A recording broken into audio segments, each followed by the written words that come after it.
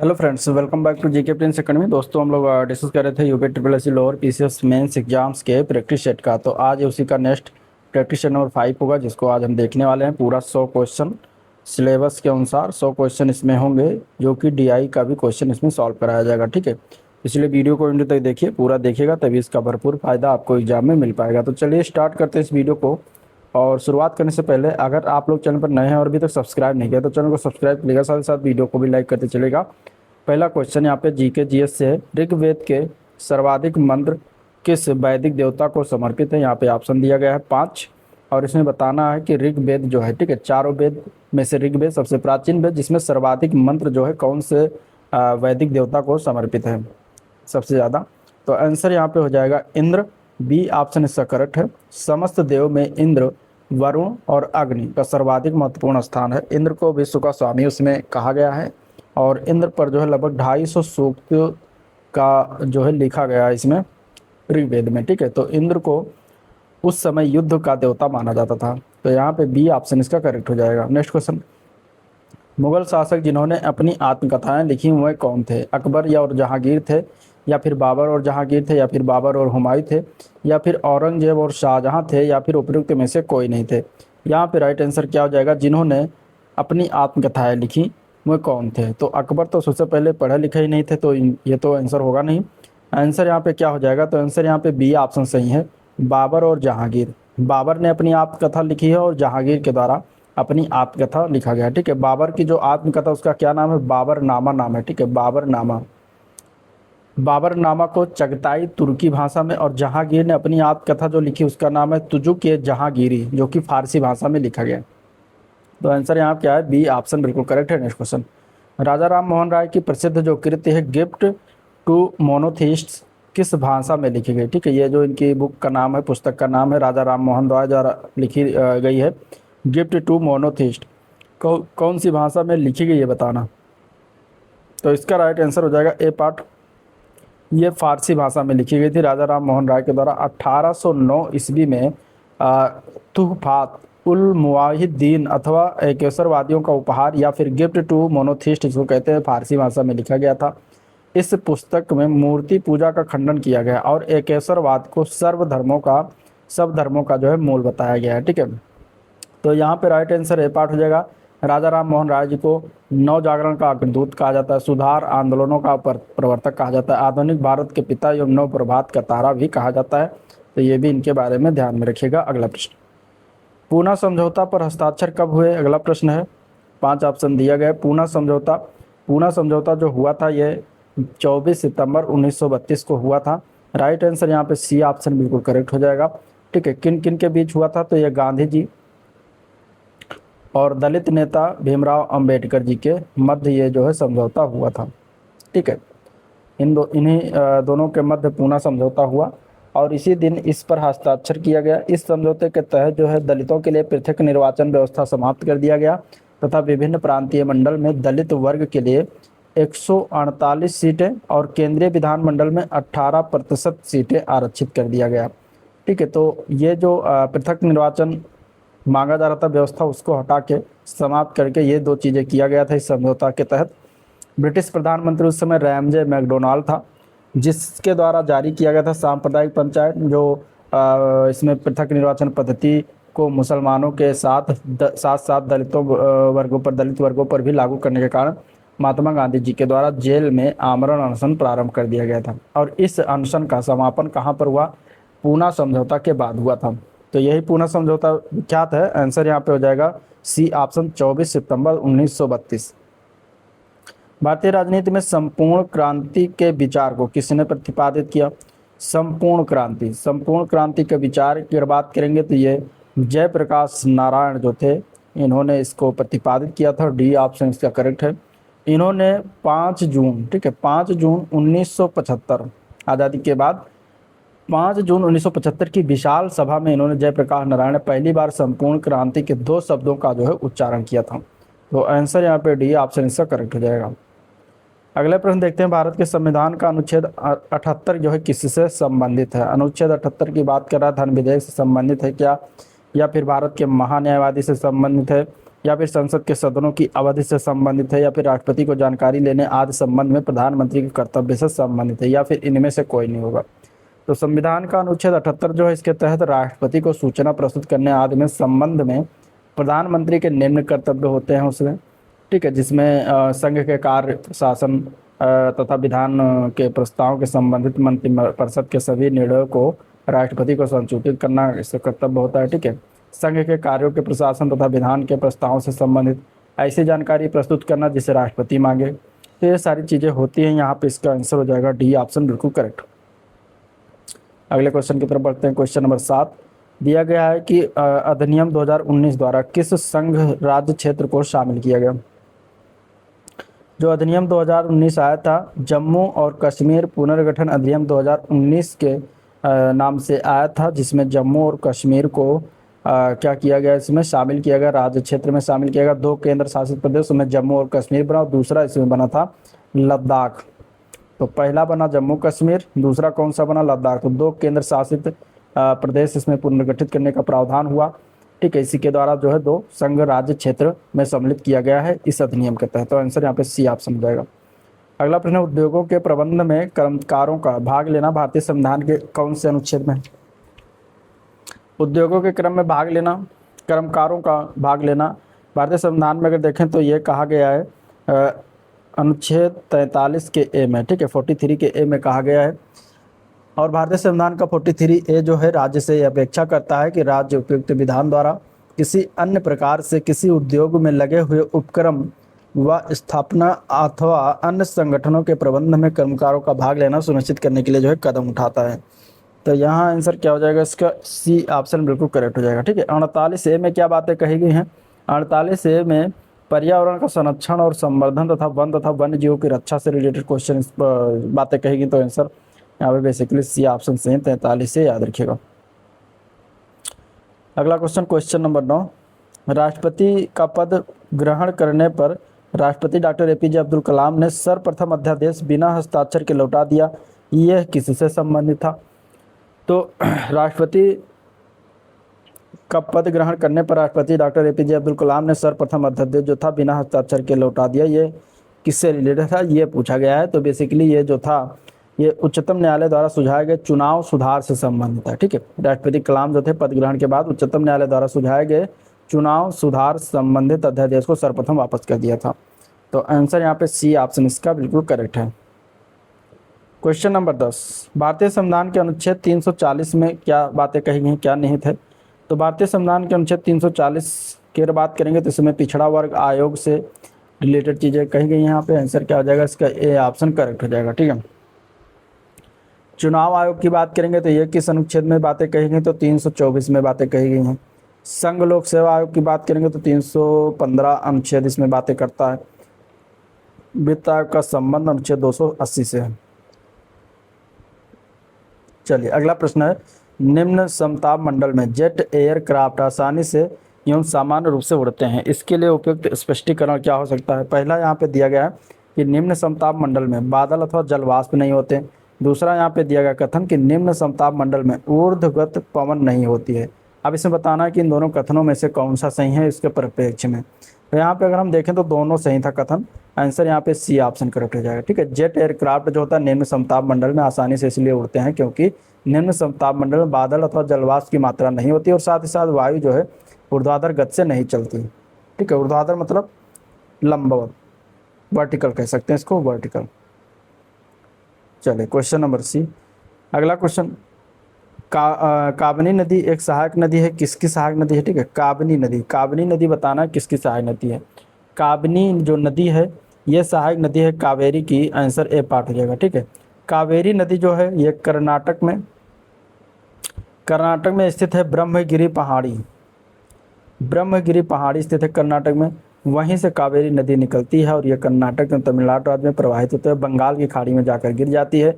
इसकी प्रमुख सहायक नदियों में काबनी नदी आता है और याद रखिए तो सुवर्णवती याद रखिएगा, सुवर्णवती जो कि कावेरी की सहायक नदी है। भवानी नदी है जो कावेरी की सहायक नदी। इसके अलावा अमरावती और हेमावती, ये दोनों नाम, चारों नाम याद रखिएगा जो कि ये कावेरी की सहायक नदियों के अंतर्गत आती हैं।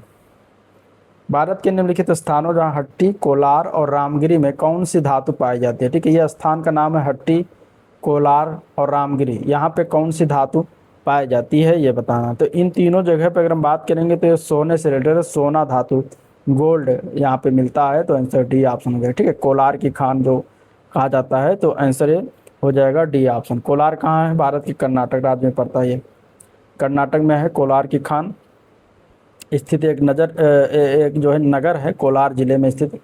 रामगिरी जो है भारत के आंध्र प्रदेश में स्थित है। ठीक है, भारत के आंध्र प्रदेश में कौन सा स्थित है? रामगिरी स्थित है, वहाँ पे स्थित है। ये अनंतपुर जिले का एक गांव है रामगिरी। और हट्टी गोल्ड माइन जो है विश्व की सबसे प्राचीन सोने की खदानों में से स्थित है, जो कि ये भी कहाँ पर है? आपका कर्नाटक में ही है। चलिए नेक्स्ट क्वेश्चन। सर्वप्रथम किसने ग्रीन रिवोल्यूशन यानी कि हरित क्रांति शब्द का प्रयोग किसके द्वारा सर्वप्रथम किया गया था, ये बताना है। तो यहाँ पे आंसर इसका हो जाएगा ए ऑप्शन, विलियम गॉड के द्वारा किया गया था। विलियम गॉड, अगर हम बात करें तो जब हरित क्रांति के जनक की बात माना जाता है तो विश्व में नॉर्मन बोरलॉग को माना जाता है। ठीक है, और भारत में हरित क्रांति का जनक जो है मैं स्वामीनाथन को माना जाता है।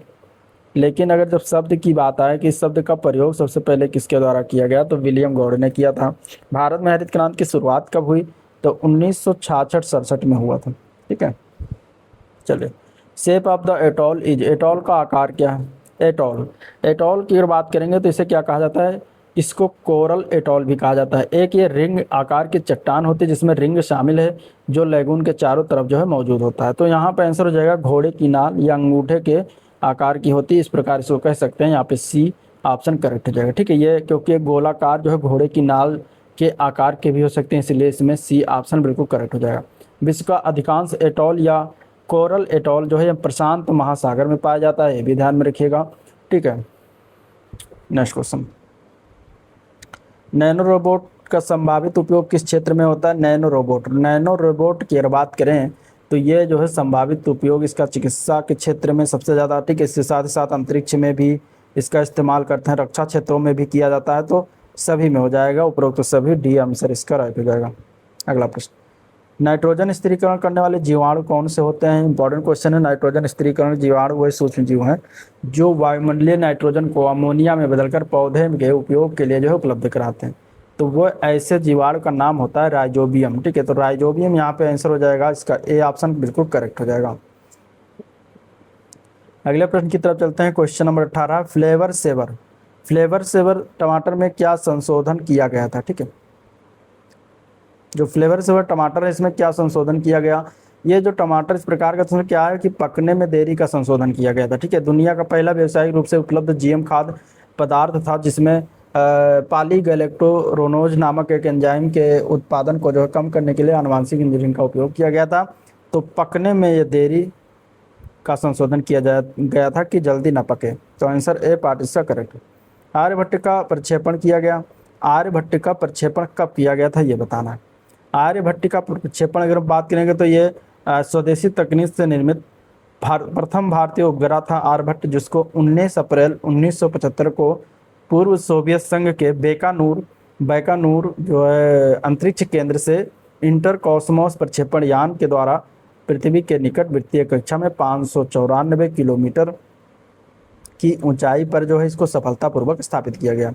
तो डेट याद रखिए, 19 अप्रैल 1975 को इसको प्रक्षेपण किया गया था, जो पूर्ण रूप से स्वदेशी निर्मित था उपग्रह था, भारतीय उपग्रह था आर्यभट्ट। आंसर यहाँ पे क्या हो जाएगा? ए पार्ट। इसने कब तक कार्य किया? तो ये जो है 1975 को प्रक्षेपित हुआ और 1980 तक इसने कार्य किया था, मार्च 1980 तक। चलिए क्वेश्चन नंबर अगला, भारतीय उपग्रह श्रृंखला इनसैट एक उदाहरण है, किसका उदाहरण? तो इनसैट जो है ये आपका एक मौसम विज्ञान संबंधित उपग्रह का उदाहरण है। तो आंसर करेक्ट हो जाएगा मौसम विज्ञान संबंधित उपग्रह।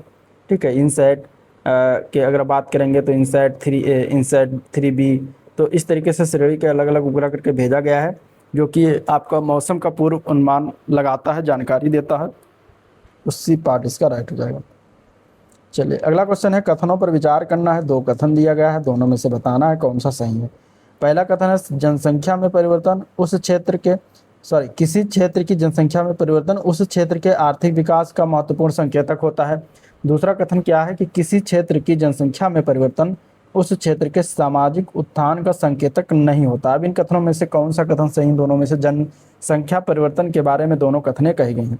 यहाँ पे अगर हम देखें सही कथन तो पहला जो दिया गया है कि किसी क्षेत्र की जनसंख्या में अगर परिवर्तन होता है तो उस क्षेत्र के आर्थिक विकास का महत्वपूर्ण संकेतक होता है, तो ये सही है। लेकिन यहाँ पे दिया गया सामाजिक उत्थान का संकेतक नहीं होता है, जो कि ये गलत हो जाएगा, दूसरा वाला कथन। तो केवल एक यहाँ पे सही है, आंसर इसका ए ऑप्शन बिल्कुल करेक्ट है। ठीक है, किसी क्षेत्र में जनसंख्या परिवर्तन और क्षेत्र के आर्थिक विकास, सामाजिक उत्थान तथा ऐतिहासिक और सांस्कृतिक पृष्ठभूमि का एक महत्वपूर्ण संकेतक होता है। इसमें यह नहीं लिखा था, इसलिए भी गलत हो जाएगा। चलिए, भारत में कृषि उत्पादों के बाजार को किसके अधीन विनियमित किया जाता है, इसका राइट आंसर क्या है? तो क्वेश्चन नंबर 22 का आंसर हो जाएगा बी पार्ट, राज्यों द्वारा अधिनियमित कृषि उत्पाद विपणन समिति अधिनियम के द्वारा विनियमित किया जाता है। तो बी पार्ट इसका बिल्कुल करेक्ट है। अगले प्रश्न की तरफ बढ़ेंगे। सूची 1 को सूची 2 से मिलान करना। यहाँ पे औद्योगिक क्रांति के चरण दिए गए हैं और उसकी विशेषताएं दी गई, इस तरीके से मिलान करना है। ठीक है, पहला चरण, तीसरा, दूसरा और चौथा चरण में क्या क्या, पहले चरण में कौन कौन से औद्योगिक क्रांति की विशेषताएं, या क्या हुआ औद्योगिक क्रांति, क्या हुआ, उसकी विशेषता क्या थी पहले चरण की। तो देखिए, पहले चरण में सबसे पहले सूती मिल जो थे, सूती मिलों का उदय हुआ। तो ए का क्या हो जाएगा, सूती मिल का उदय, ए का 2 सही है। तीसरा चरण दिया गया बी ऑप्शन में। तीसरा चरण में क्या हुआ कि इसमें रसायन, इस्पात, विद्युत उद्योग का उदय किया गया, तो बी का 1 हो जाएगा। दूसरा चरण जो है इसमें वाष्प इंजन का उदय हुआ। ठीक है, तो इसका हो जाएगा सी का 3। और चौथे चरण में जो है पेट्रो, रसायन, जेट वायुयान, कंप्यूटर का उदय, ये सभी जो चौथे चरण में हुआ क्रांति के कारण। तो यहाँ पे इस प्रकार मिलान करने का था, जो कि बी ऑप्शन इसका बिल्कुल सही हो जाएगा। चलिए, किसी अर्थव्यवस्था में यदि ब्याज की दर को घटाया जाता है तो क्या परिवर्तन होगा? कोई भी अर्थव्यवस्था, उसमें अगर ब्याज की दर को घटाया जाए तो क्या होगा, परिवर्तन क्या होगा, इकोनॉमी में ये बता रहा है। तो किसी अर्थव्यवस्था में यदि ब्याज की दर को घटाया जाता है तो वह क्या होता है, अर्थव्यवस्था में जो निवेश व्यय है वो बढ़ाता है। ठीक है, तो अर्थव्यवस्था में निवेश व्यय को बढ़ाएगा अगर ब्याज दर घट जाएगा। तो आंसर यहाँ पे सी ऑप्शन इसका करेक्ट हो जाएगा। यहाँ पे लिस्ट 1, लिस्ट 2 फिर मिलान करना है। खनिज और उद्योग जिनमें बड़े पैमाने पर उपयोग किया जाता है। ठीक है, इस प्रकार दिया गया है। ठीक है, अब देखिए, पहला है चूना पत्थर। चूना पत्थर का इस्तेमाल की बात करेंगे तो चूना पत्थर सबसे ज़्यादा इस्तेमाल किस में होता है, तो वो होता है सीमेंट में। कॉपर का इस्तेमाल किस में सबसे ज़्यादा होता है, तो बिजली के सामान में होता है। बॉक्साइट का इस्तेमाल सबसे ज़्यादा किस में होता है, तो हवाई जहाज़ के निर्माण में होता है। मैग्नीज का इस्तेमाल जो है स्टील या इस्पात में होता है। तो इस प्रकार ये चारों मिलान हो जाएंगे, सही है। आंसर यहाँ पे 1 2 3 4 हो जाएगा, जो कि दिया गया है ए पार्ट। अगला प्रश्न, क्वेश्चन नंबर 26, ग्लोबल 500 पुरस्कार जो है किस में प्रदान किया जाता है? ग्लोबल 500 पुरस्कार जो है एक अंतर्राष्ट्रीय पुरस्कार है, जो कि ये पर्यावरण प्रतिरक्षा के लिए किए गए उत्कृष्ट कार्यों के लिए दिया जाता है। तो यहाँ पे सीधा आंसर सी ऑप्शन सही है, पर्यावरण प्रतिरक्षा के लिए। ठीक है, सबसे पहले ये 1987 में ये शुरू किया गया था, यह पुरस्कार UNEP के द्वारा, संयुक्त राष्ट्र पर्यावरण कार्यक्रम के द्वारा जो है शुरुआत किया गया था। चलिए, अगला क्वेश्चन, इनमें से कौन सा खाद्य श्रृंखला का निर्माण करता है? खाद्य श्रृंखला का निर्माण इनमें से कौन सा?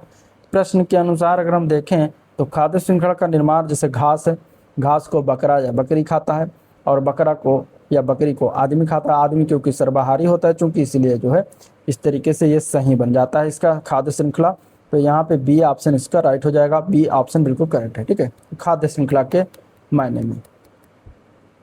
चलिए, अगला क्वेश्चन,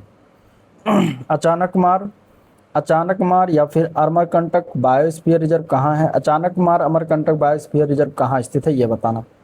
ठीक है, अचानकमार अमरकंटक बायोस्फीयर रिजर्व जो अगर बात करेंगे, तमिलनाडु में है क्या, उड़ीसा में है क्या, गुजरात, तेलंगाना, इन सभी में नहीं, तो नन ऑफ द एबव इसका राइट आंसर हो जाएगा ई ऑप्शन, पांचवा ऑप्शन। क्योंकि ये जो पड़ता है ये मध्य प्रदेश और छत्तीसगढ़ राज्यों में, दोनों में मिलाकर ये पड़ता है, जो कि किसी भी ऑप्शन में ना होने से इसका जो है ऑप्शन ई ऑप्शन सही था, पांचवा ऑप्शन सही था। ठीक है, मध्य प्रदेश और छत्तीसगढ़ दोनों में मिलाकर ये स्थित है, तो ये याद रखिएगा। अगला क्वेश्चन, जैव विविधता बहुतायत में मिलती है, कहाँ पर मिलती है? जैव विविधता बहुतायत में कहाँ पर मिलती है? विकासशील देशों में मिलती है, विकसित देशों में, दोनों में, समान या फिर उपयुक्त में से सभी? तो अगर जैव विविधता की बात करेंगे तो ये डेवलपिंग कंट्रीज यानी विकासशील देशों में सबसे ज़्यादा मिलती है। करेक्ट आंसर ए पार्ट इसका बिल्कुल राइट है। निम्नलिखित में से कौन सा जैव अपघटनीय प्रदूषक है इनमें से? जैव अपघटनीय प्रदूषक कौन होते हैं? वह होते हैं जिन्हें सूक्ष्म जीव द्वारा समय के साथ अपघटित जो है किया जा सकता है। तथा सीवेज मुख्यतः मानव अपशिष्ट, खाना, डिटर्जेंट आदि का मिश्रण होता है। तो और जैविक रूप से अपघटनीय होता है, अतः यह जैव अपघटनीय प्रदूषक होते हैं। तो यहाँ पे सीवेज हो जाएगा इसका राइट आंसर। गुरुत्वाकर्षण के प्रभावाधीन चट्टान तथा मिट्टी के अचानक ढलान के नीचे की ओर खिसकने की क्रिया को क्या कहते हैं?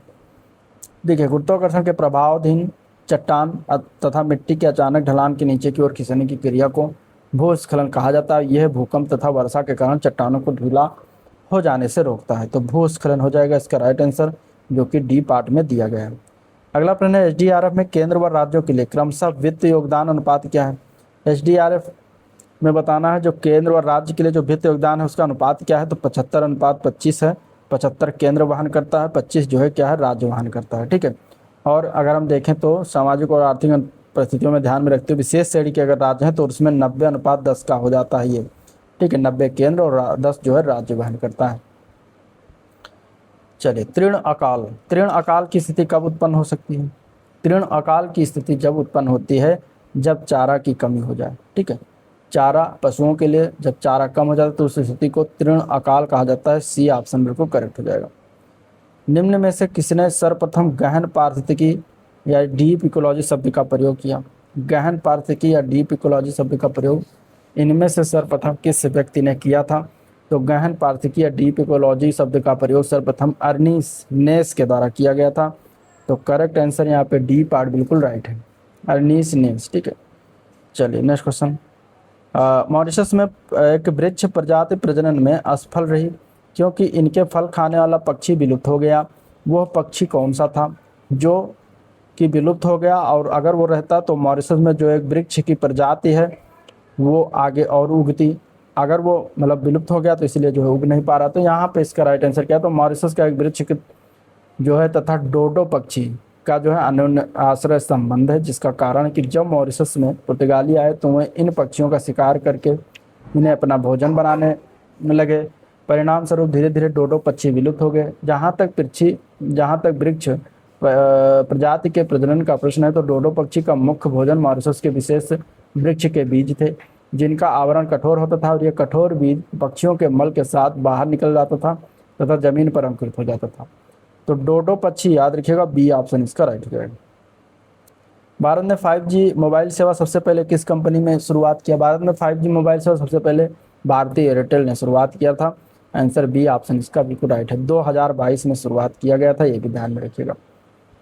ठीक है, इसके बाद रिलायंस जियो ने भी अपनी सेवाएं शुरू की थी। अगला क्वेश्चन, भारत की पहली स्वदेशी सबमरीन INS अरिहंत किस क्षमता से लैस है? भारत की पहली स्वदेशी जो सबमरीन है INS अरिहंत वो किस क्षमता से लैस है? तो ये INS अरिहंत जो है भारत की पहली स्वदेशी परमाणु पनडुब्बी INS जो है अरिहंत परमाणु त्रयी क्षमता से लैस है। तो परमाणु ट्रायड हो जाएगा यहाँ पे, न्यूक्लियर ट्रायड। आंसर इसका ए ऑप्शन बिल्कुल राइट हो जाएगा।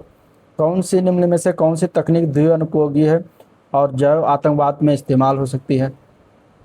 तो वो है क्रिस्पर जीन एडिटिंग। ठीक है, क्रिस्पर जीन एडिटिंग है जो द्विअनुपयोगी तकनीक है जिसका उपयोग जैव आतंकवाद में हो सकता है।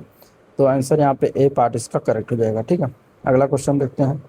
What is the objective of the space docking experiment mission? यानी कि स्पेस डॉकिंग प्रयोग मिशन का उद्देश्य क्या है? स्पेस डॉकिंग प्रयोग मिशन का उद्देश्य 2 उपग्रहों को अंतरिक्ष में जोड़ना, ये इसका उद्देश्य है। आंसर यहाँ पे ए पार्ट राइट है।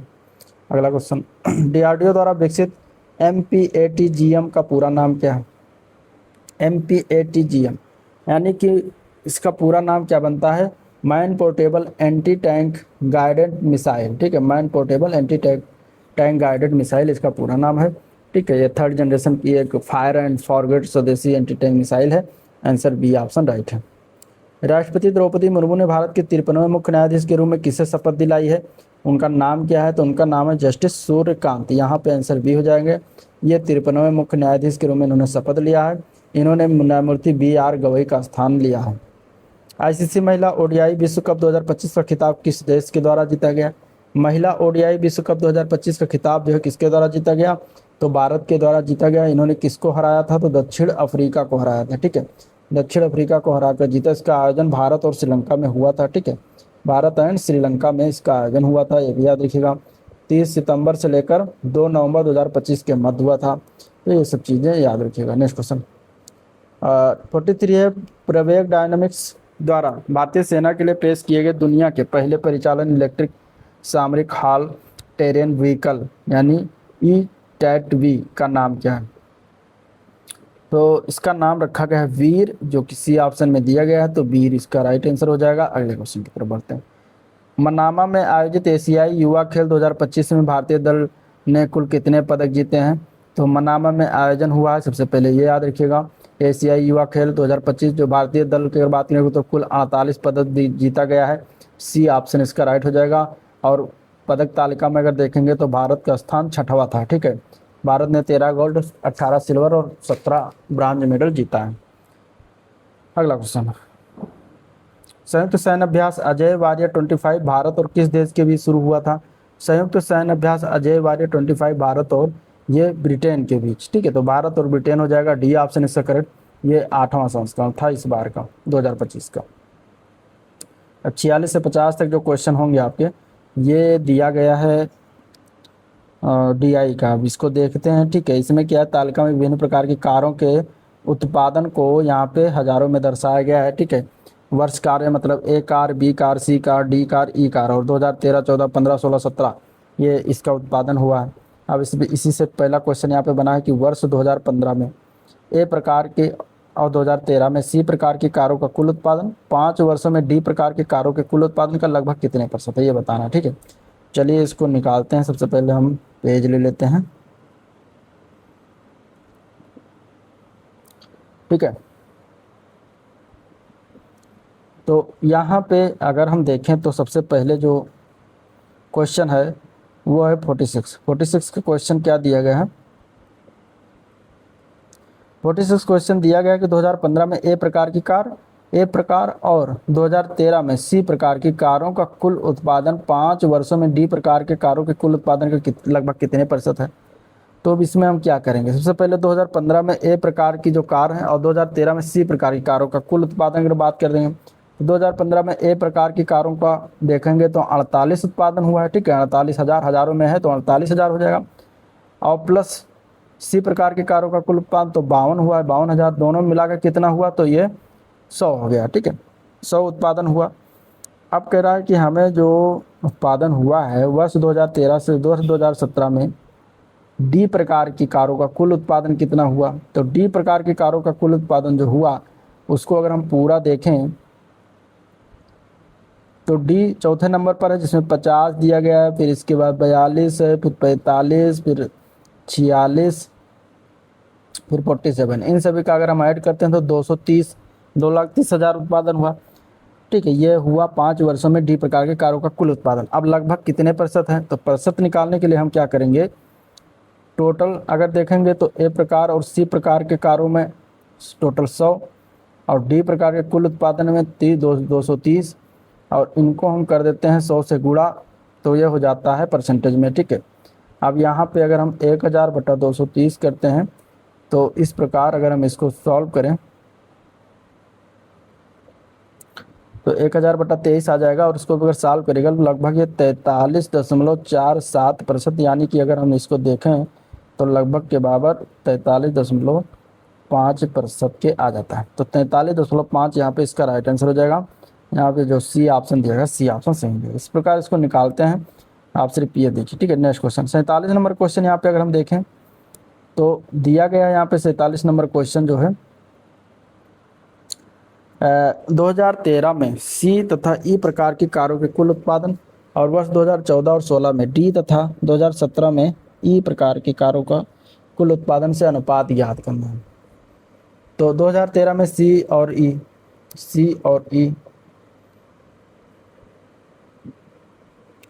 ठीक है, तो सी और ई कितना है 2013 में, अब यहाँ पे अगर हम देखें तो 52 है, प्लस कितना है 36 है, और 2014 और 16 में डी, 2014 में डी अगर हम देखें यहाँ पे तो देखिए डी ये आ रहा है। ठीक है, 2014 में डी 42 और 16 में डी तो 46, और इसके बाद ई प्रकार की कारों के कुल उत्पादन तो ई कितना है, तो यहाँ पे हो जाएगा 55। ठीक है, इन तीनों को जोड़ लेंगे, डी प्लस ई। अब इनको अगर हम जोड़ते हैं 42 प्लस 46 प्लस 55, तो इन दोनों का हमें अनुपात ज्ञात करना है। तो अनुपात ज्ञात करेंगे, इसको क्या करेंगे, डिवाइड कर देंगे, तो ये हो जाएगा 88। ये तीनों जोड़ेंगे तो आपका आ जाएगा 143। तो 88/143 डिवाइड करिएगा तो ये 8:13 आ जाएगा, 8:13 आ जाएगा। यही राइट आंसर हो जाएगा। इस प्रकार निकालना रहता है। आंसर यहाँ पे क्या हो जाएगा, 8:13, जो कि दिया गया है ए पार्ट में। चलिए 48 नंबर क्वेश्चन देखते हैं। 48 नंबर क्वेश्चन कुछ इस तरह दिया गया है कि वर्ष 2013 में वर्ष 2013, 14, 15, 17 में बी प्रकार की कारों का कुल उत्पादन और 17 में सभी प्रकार की कारों के कुल उत्पादन कितने प्रतिशत कम है। तो अभी जितने भी वर्ष दिए गए इन सभी प्रकार के वहाँ पे अगर हम देखेंगे तो 13, 14, 15 और 17 में, तो यहाँ पे अगर हम देखें इसका चार्ट 13, 14, 15, 16 छोड़ के बाकी सब में है, तो बी प्रकार की कारों में, ठीक है। तो बी ये हो गया सेकंड नंबर पर। तो इसी में सभी का लिखते हैं कुल उत्पादन। अगर देखें बी का तो कितना आ जाता है यहाँ पे, तो 39 प्लस 45, इसके बाद 15 में हो जाएगा 54, ठीक है, और प्लस 17 में हो जाएगा इसका 72। तो ये आ जाता है 210। फिर 2017 में अगर हम देखें तो 2017 में सभी प्रकार की कारों का कुल उत्पादन, तो 2017 में सभी प्रकार के कारों का उत्पादन तो 36 प्लस 72, इसे वर्टिकली जोड़ लेंगे, 45 प्लस 47 और प्लस 55। इनको जोड़ने के बाद कितना आ जाएगा, जोड़ लीजिए 255 आ जाएगा, ठीक है। आप परसेंटेज में कमी की बात करेंगे तो हम क्या करेंगे, 255 माइनस 210 बटे कितना है 255 से डिवाइड करेंगे, ठीक है। यहाँ पे आंसर आपका परसेंटेज में आ जाएगा, ठीक है। तो ये घट के आ जाएगा 45/255 इंटू 100 बराबर आ जाएगा लगभग 17.64%, यानी कि लगभग के बराबर ही हो जाएगा आपका 17.6%। तो यही आपका आंसर हो जाएगा, ठीक है। कुल उत्पादन से, अब कुल उत्पादन से पूछा गया था इसलिए 255 से डिवाइड किया, 17.6% आ जाएगा, जो कि बी पार्ट में दिया गया। ये हमें निकालना था। चलिए नेक्स्ट क्वेश्चन। अगला क्वेश्चन है 49 नंबर क्वेश्चन। यहाँ पे दिया गया है कि यदि बी प्रकार की कारों के उत्पादन में संबंधित आंकड़ों को वृत्त आरेख यानी पाई चार्ट द्वारा दर्शाया जाए, तो 2016 के कारों के उत्पादन को दर्शाने वाले आंकड़ों का त्रिज्यखंड यानी कि सेक्टर का केंद्रीय कोण क्या होगा। अब यहाँ पे हमें 2016 में कारों के उत्पादन दर्शाने वाले बी प्रकार के कारों का हमें केंद्रीय कोण ज्ञात करना है, ठीक है, केंद्रीय कोण ज्ञात करना। तो बी प्रकार के कारों का कुल उत्पादन हम यहाँ से देखते हैं। बी प्रकार के कारों का कुल उत्पादन कितना है, 39 प्लस 45 प्लस 54 प्लस 60 प्लस 72, इसको जोड़िएगा तो 270 आ जाता है टोटल। अब 2016 में बी प्रकार के कारों का उत्पादन कितना हुआ था, 2016 में अब यहाँ देखिए तो 60 हुआ था, ठीक है। 2016 में कितना हुआ था, तो 60 हुआ था बी प्रकार में।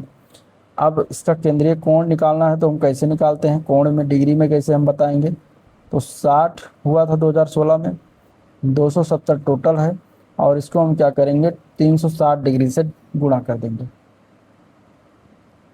तो अब इसको सॉल्व करिएगा तो आपका 80 डिग्री आ जाएगा, ठीक है। यही हमें निकालना था 80 डिग्री, जो कि ऑप्शन में दिया गया है। ऑप्शन देख लेते हैं, 80 डिग्री, डी ऑप्शन सही है। चलिए सभी वर्षों में डी प्रकार के कारों का औसत ज्ञात करिए। डी प्रकार के कारों का औसत, तो उसमें क्या करेंगे, सभी वर्षों में जोड़ लेंगे, ठीक है, सभी का। इसके बाद जितने हैं उनको उतने से डिवाइड कर देंगे, औसत निकल जाएगा। एवरेज की अगर बात कर रहा है तो 50 है डी प्रकार में, 50 प्लस 42 प्लस 45 प्लस 46 और प्लस 47, ये डी प्रकार के कारों का है उत्पादन। इसको हम क्या करें, 1, 2, 3, 4, 5 साल तो 5 से डिवाइड कर देंगे, औसत निकल आएगा 230/5, यानी कि 46 का राइट आंसर हो जाएगा, जो कि डी ऑप्शन में दिया गया है, ठीक है। यही निकालना था। चलिए अगला क्वेश्चन है 51 से 55 तक आपका बार ग्राफ से क्वेश्चन है, ठीक है। बार ग्राफ दिया गया है। यहाँ पे बार ग्राफ में दिए गए दंड चित्र में बार ग्राफ में वर्ष 2009 से 2015 तक के कंपनी पी की बिक्री दिया गया है, यानी 2009 में इसकी बिक्री 200 करोड़, 2010 में 300 करोड़, 2011 में 400 करोड़, इस तरीके से इसकी बिक्री दिया गया है। अब इससे क्वेश्चन पूछा गया है कि वर्ष 2010 में वर्ष 2014 तक बिक्री में कितना प्रतिशत परिवर्तन हुआ। तो अब वर्ष 2010 में वर्ष 2014 तक अगर देखें बिक्री में परिवर्तन, तो 2014 में कितना बिक्री हुआ, 2014 में 350 और 2010 में कितनी बिक्री हुई थी 300, तो 300 डिवाइड कर देंगे और परसेंटेज हमें ज्ञात करना है कितना प्रतिशत परिवर्तन हुआ, तो 300 में ही पूछ रहा है, ठीक है। 2014 तक का पूछ रहा है तो 300 से डिवाइड करेंगे, इंटू 100 कर देंगे, हमें परसेंटेज ज्ञात हो जाएगा। ऊपर आ जाएगा 550 गुणे 100 बटे 300, 2 शून्य कट जाएगा, यहाँ पे इसका हो जाएगा 16.67%। 16.67% इसका आंसर हो जाएगा सी ऑप्शन, ठीक है। चलिए चौथा 52 नंबर क्वेश्चन कुछ इस तरीके से दिया गया है। 52 नंबर क्वेश्चन दिया गया है कि वर्ष 2009 से 2013 तक का औसत बिक्री बताना है। 2009 से 2013 तक का औसत बिक्री, औसत बिक्री में क्या करते हैं, जितनी बिक्री हुई है 2009 से लेकर 2013 तक उन सभी को लेकर जोड़ देते हैं, फिर इसके बाद डिवाइड कर देंगे जितने सालों में हुआ है, तो 200 हुआ, फिर इसके बाद 300 2009 के बाद 2010 में, ठीक है। 2011 में हुआ 400, 2012 में हुआ 330, 2013 में हुआ 450। कितनी बार 1 2 3 4 5 5 सालों की बात कर रहा है तो 5 से डिवाइड कर देंगे, यहाँ पर जोड़िएगा तो ये 1680 आ जाएगा बटे 5, डिवाइड करिएगा तो ये 336 आपका राइट आंसर हो जाएगा, जो कि यहाँ पे दिया गया है 336, बी ऑप्शन इसका करेक्ट हो जाएगा, ठीक है।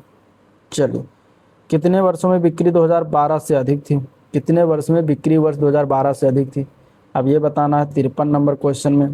कितने वर्षों में बिक्री 2012 से अधिक थी, 2012 330 हुआ, 2012 से अधिक बिक्री में अगर हम देखें तो 2012 की बिक्री 330 है, ठीक है। ये देखिए 330 है, अब 330 से ज़्यादा ये 400 है, तो ये क्या होगा 450 ये हो गया, 350 ये हो गया, 520 ये हो गया, यानी कि 2011 और 2013, 2014 और 2015 में जो है बिक्री 2012 से ज़्यादा हुआ, यानी कि कितने वर्ष, 1 2 3 4, 4 वर्षों में जो है ज़्यादा हुआ है, तो 4 इसका राइट आंसर हो जाएगा, जो कहाँ पर दिया गया ऑप्शन, ये इस तरीके से दिया गया है, सी पार्ट इसका बिल्कुल करेक्ट हो जाएगा। वर्ष 2009 से 2013 तक की बिक्री में कितना प्रतिशत परिवर्तन हुआ, अब इसको हम लगाएं अगर 54 नंबर क्वेश्चन, तो 2009 से 2013 तक की बिक्री में परिवर्तन की बात करें तो 2013 में बिक्री हुआ 450 और 2009 में बिक्री हुआ 200, घटा देंगे और उसी को भाग कर देंगे 200 इंटू 100 कर देंगे तो हमें प्रतिशत ज्ञात हो जाएगा।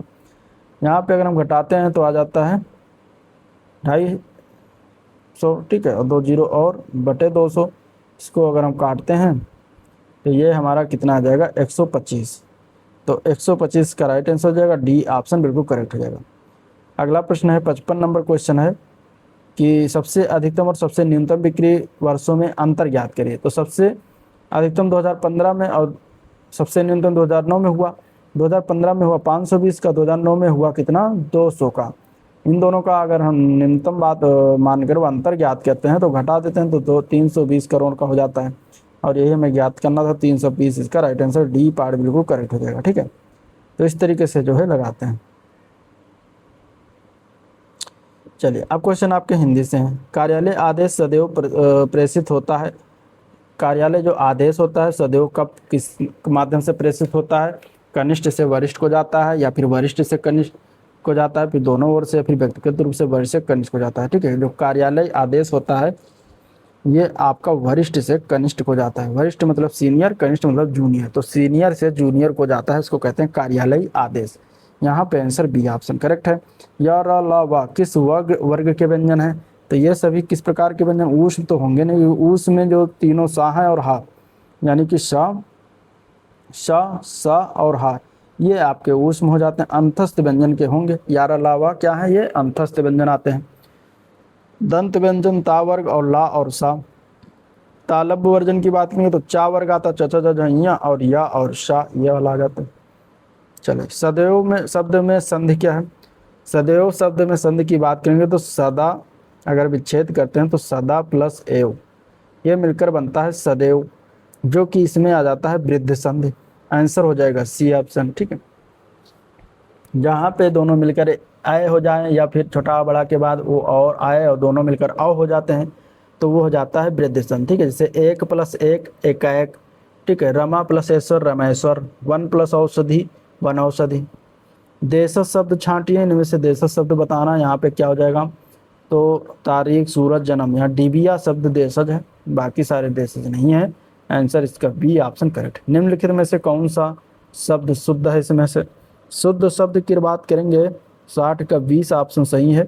कवियत्री जो बी में लिखा हुआ सही, बाकी सारे गलत हैं। मिश्र वाक्य लिखा, जब तुम मेरे घर आए थे तब 4 बजा था। निम्न विकल्पों में से इस वाक्य के लिए कौन सा है उचित सरल वाक्य। अब इसको सरल वाक्य में चेंज करना है। सरल वाक्य में चेंज करें तो क्या करेंगे, तुम 4 बजे मेरे घर आए थे, ये इसका सही हो जाएगा। आंसर यहाँ पे बी पार्ट करेक्ट है। अर्ध विराम का चिन्ह कहाँ पर लगता है। अर्ध विराम के चिन्ह की बात करेंगे तो जहाँ अल्प विराम की अपेक्षा थोड़ा अधिक रुकना पड़े, वहीं पर अर्ध विराम का जो चिन्ह होता है कुछ इस तरीके से होता है। ठीक है, कामा के ऊपर एक बिंदु, इसको अर्ध विराम चिन्ह कहते हैं। अल्प विराम सिर्फ कामा होता है, उसको अल्प विराम कहते हैं। पूर्ण विराम तो पूर्ण विराम होता है, इस तरीके से। तो आंसर यहाँ पे डी ऑप्शन राइट है। अगला क्वेश्चन, क्वेश्चन नंबर 63, काला अक्षर भैंस बराबर इस लोकोक्त का अर्थ क्या है। काला अक्षर भैंस बराबर इस लोकोक्त का अर्थ है पढ़ा लिखा ना होना, पढ़ा लिखा ना होना। आंसर ए पार्ट इसका राइट है। पेड़ से पत्ते गिरते हैं, इसमें कौन सा कारक है। पेड़ से पत्ते गिरते हैं सभी को पता है, यहाँ पे हो जाएगा अपादान। से जहाँ लगा हो, अलग होने की परिस्थिति हो रही हो, वहाँ पे अपादान कारक होता है। ठीक है, इसके अलावा अपादान कहाँ होता है, जहाँ पे भय हो, डर का माहौल हो, वहाँ पर भी अपादान कारक होता है। निम्न में से कौन सा शब्द स्थूल का विलोमार्थी। स्थूल का विलोम शब्द बताना है। विलोम शब्द स्थूल की बात करेंगे तो स्थूल का विलोम हो जाता है सूक्ष्म, जो कि सी ऑप्शन में दिया गया है। ठीक है, अब कंप्यूटर के क्वेश्चन देखेंगे। निम्नलिखित में से सीपीयू का कौन सा भाग एएलयू क्रियाविधि के दौरान अस्थायी रूप से आंकड़ों का संग्रहण करता है। ठीक है, सीपीयू का कौन सा भाग होगा वो, तो उस भाग को कहते हैं रजिस्टर। आंसर यहाँ पे सी ऑप्शन इसका बिल्कुल राइट हो जाएगा।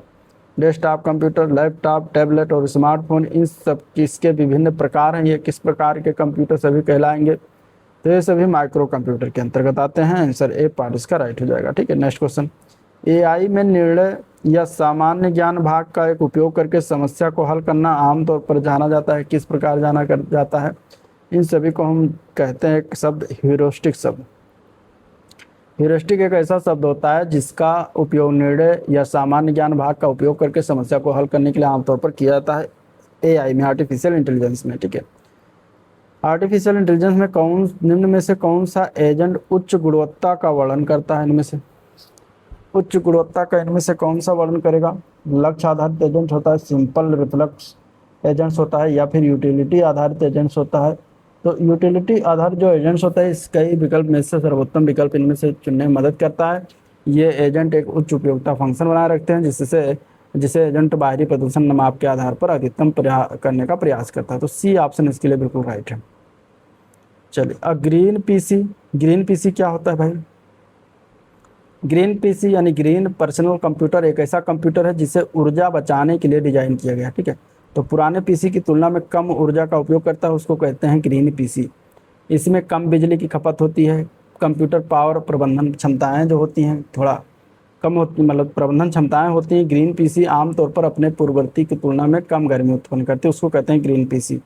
तो बी ऑप्शन करेक्ट है। नेक्स्ट, क्वांटम डॉट की बात कर रहा है। क्वांटम डॉट्स मानव निर्मित नैनो संरचना वाला क्रिस्टल है जो इलेक्ट्रॉनों का एक स्थान से दूसरे स्थान पर संचरण कराते हैं। तो ये क्या है, अर्धचालक नैनो संरचना इसको कह दिया जाता है। यहाँ पे डी ऑप्शन राइट हो जाएगा।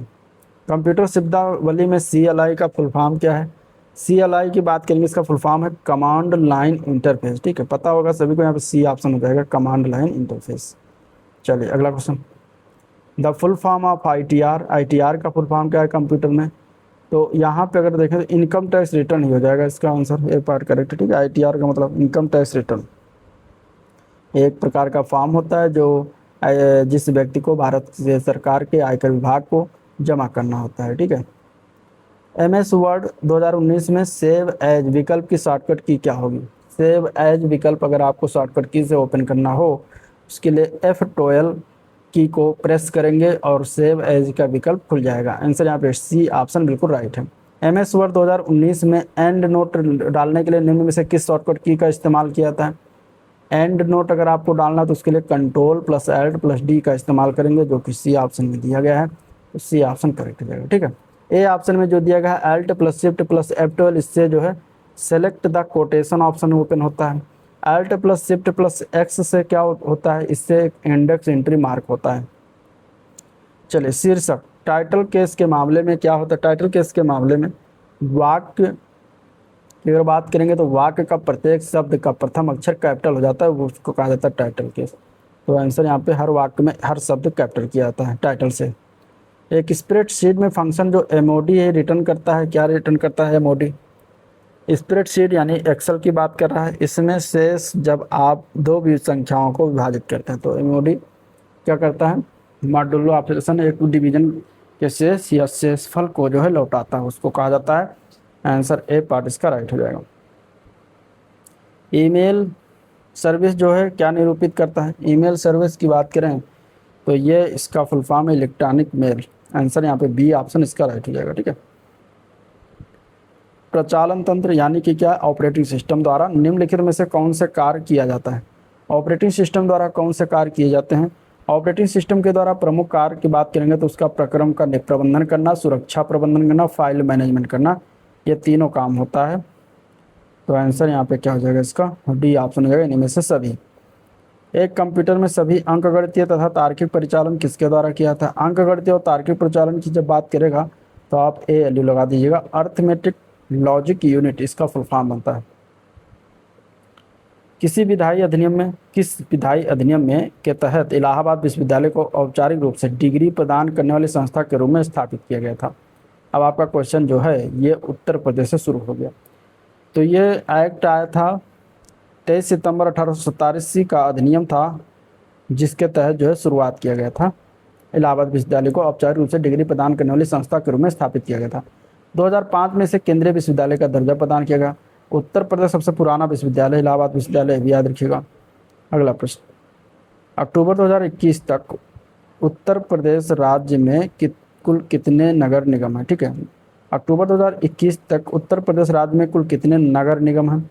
अक्टूबर 2021 तक उत्तर प्रदेश में अगर देखा जाए तो 17 नगर निगम थे। ठीक है, 17 नगर निगम। तो यहाँ पे आंसर क्या हो जाएगा, डी ऑप्शन राइट। ठीक है, 2018 में जो सबसे नवीनतम है वो शाहजहांपुर राज्य है, शाहजहांपुर जो है नवीनतम नगर निगम है, 2018 में बना था, ये भी ध्यान रखिएगा। नेक्स्ट क्वेश्चन, उत्तर प्रदेश के किस जिले में बालिकाओं को उनके जीवन के विभिन्न चरणों में सशर्त रोकड़ हस्तांतरण प्रदान करने के लिए मुख्यमंत्री कन्या सुमंगला योजना की शुरुआत की गई है। तो ये अगर हम बात करेंगे तो लखनऊ में शुरुआत किया गया था, 83 का हो जाएगा बी ऑप्शन। ठीक है, और ये योगी आदित्यनाथ के द्वारा 25 अक्टूबर 2019 को ये योजना शुरुआत किया गया था। इसमें कुल 6 चरणों में कुल जो है 15,000 रुपये प्रदान किया जाता है।